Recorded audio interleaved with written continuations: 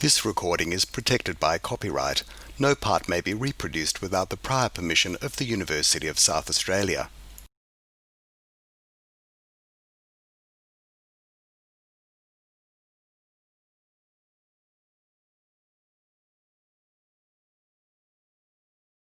Well, could you start telling us about yourself, about your art background, especially when you started creating art? Well, it was always there as a child. I remembered going to kindy, to school, just splashing in paint, writing poetry, doing full-size pictures on the next page. But as an adult, you lose art through the way. So, and then, until 12 months ago, until I come to Neami. Oh, beautiful. Has your art practice improved or changed in some ways?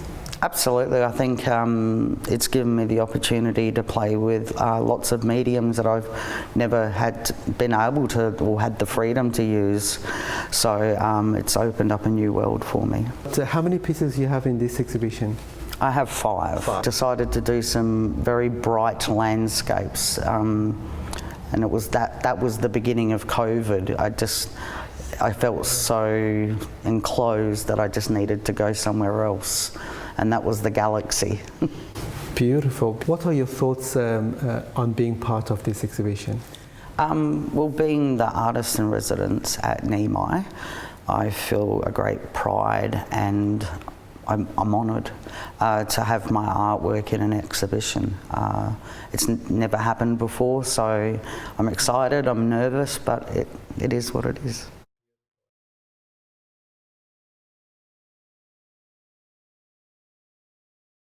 I came to Neami through a depressive episode. Neami helped me through that point, which was really quite tricky for me. I had tender love and care from everyone, so that was wonderful. I got introduced through the programs to an art group, and a lovely lady there called Kaz, who's the art teacher, introduced me to acrylics, and I found my niche because I really love things that have texture, even smell, and I create art that is something you can touch. Beautiful. We can touch your... Yes, by all means, it won't hurt it. Yeah. That is the whole point of it. I mean, everything I make, it's either glittery or it smells nice from the leather I've made, or it feels something. I just want that extra thing on visual. It's really important to me. Beautiful. So how do you title your work? I see that they're pretty abstract, and I do start off with an idea of what I want to paint and depict. And I do come up with an idea of what I want to show and represent. I do lots of research on the internet. I look at pictures, I look at colours. My first one over at the back there is Ice and Moonlight, which it was a series of 4. It went through the series of the seasons of the year. Ice and Moonlight is the winter at night, and it depicts all those colours that you would find in that situation. And I've put the black lines through there just to add a bit of degree of separation, to say that you're looking through stained glass windows. And the second one? The second one I've got there is the cave systems. If you've ever been into a cave system, anything, it's lovely with the lights on. You've got crystals, you've got lights splashing off, and it's just wonderful, the water. And I wanted to depict that. You won the Neami residency last year. Tell us a little bit about that program and the Neami artist residency. Right at the beginning there, when everything was very complicated in my life, I was introduced to the Neami initiative, which was Artist in Residence, and I was very lucky to win that, and I'm very thankful for that because it gave me a purpose, again, a drive, and I call it my work now, my art. So they treat it something fairly serious but fun at the same time. I got to have my little studio, I got to talk to other artists. I had a mentor that would just step through the kind of isolating emotional steps that I assume most artists go through, and I just thought I was by myself in this, but no, she reaffirmed that this is a similar thing that other people go through. So that was really helpful.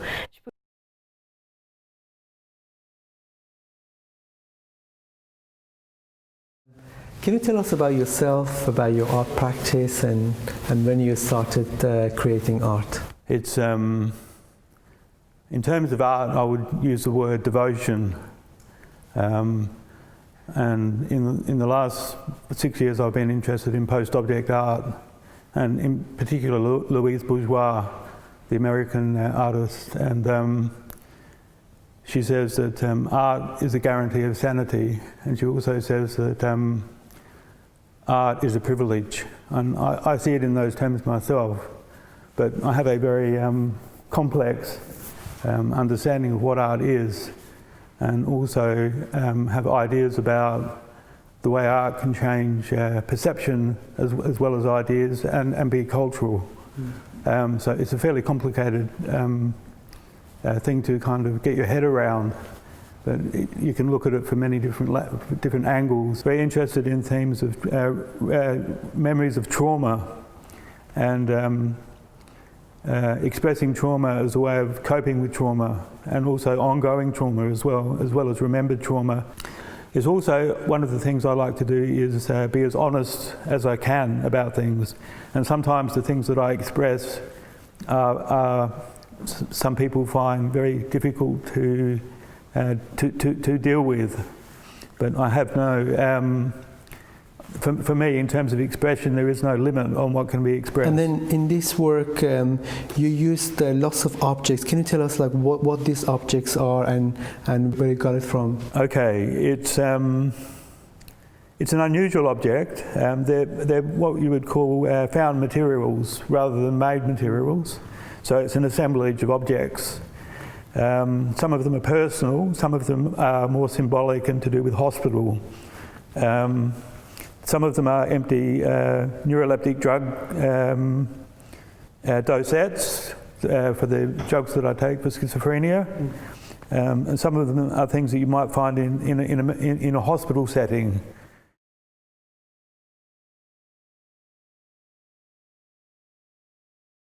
Well, I guess I joined Neami about 8 years ago, and I knew nothing, absolutely nothing about art.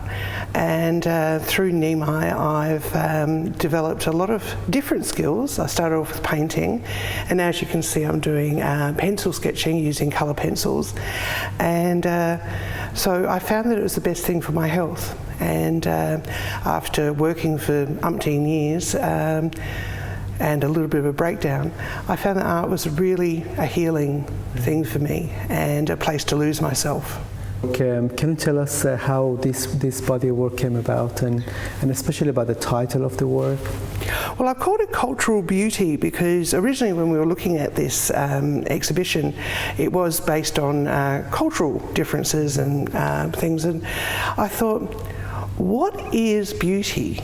And I thought with women being represented in different ways, but usually in the generic blonde, blue-eyed sort of way that's in the magazines. And whereas I thought beauty's all around the world, and so whether it's somebody who's a Muslim, Indigenous, or Asian, you know, they're just all captivating in their own ways. And so I'd like to do more in this line, some more drawings covering different people, different walks of life, and but yeah, so that's what it's been about. So yeah, exploring beauty and culture. I'm very proud to have work showing here, and it's a beautiful space, really is gorgeous.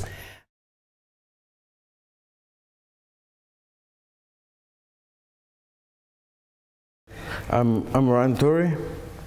Yeah. Okay. I'm from Philippines, and I came here since 1996, so I've been here for 25 years. These plants, is that in your home? Yeah, inside my house. That's the one. Yeah, inside my house. Okay. This one. Yeah. And this one, is it also at your house, or where is it? That's my cousin. Her birthday. She's 45 years old. And my other cousin bring the flower. Beautiful. And you framed it, yeah? You printed and framed it?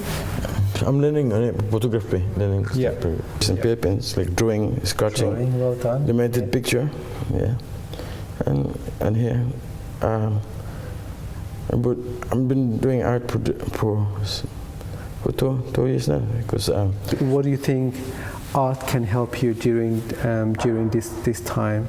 art helping you to concentrate, think, Beautiful. painting, learn how to do paint. Try to communicate from inside, outside, communication. Because art is very important, just concentrate, painting. Very.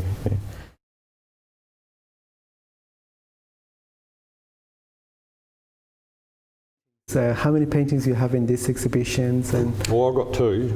got 2, and this is one of That's them. one of them, yep. Yep, beautiful. That's just on the outskirts of Murray Bridge from a little bushwalk. And what some people may not even see. I love the mallee trees and stuff that grows in harsh environments. And there's a mallee trees don't have one straight line on them, and there's something about their tenacity and that they end up like this. This is what would traditionally be chopped up and used as firewood, but it's just it's a piece of artwork out there. Beautiful, amazing work. Really beautiful. Coming to Neami, does it make any change of your work, or it improved your skills? Well, I think it helps improve because it's we're not forced to go there, but you feel a part of the group. There's something about a group. And I have been exploring a whole lot of things, and one of the things is about a sense of belonging.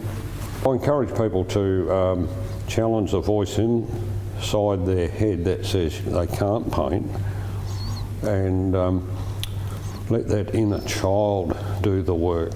Do what every person can paint and draw when they're children, but then the voices of discouragement come along, and voices of controlling voices saying, oh, well, you're no good and all this, and we believe it. And so it hampers our growth. Definitely. But we have to challenge that and push through it and just say, well, they're bad advice givers or bad mentors or Right, not interested in our development. So at the end of the day, it's up to us to develop. Very great point, great point. Thank you so much, Ashton. Pleasure.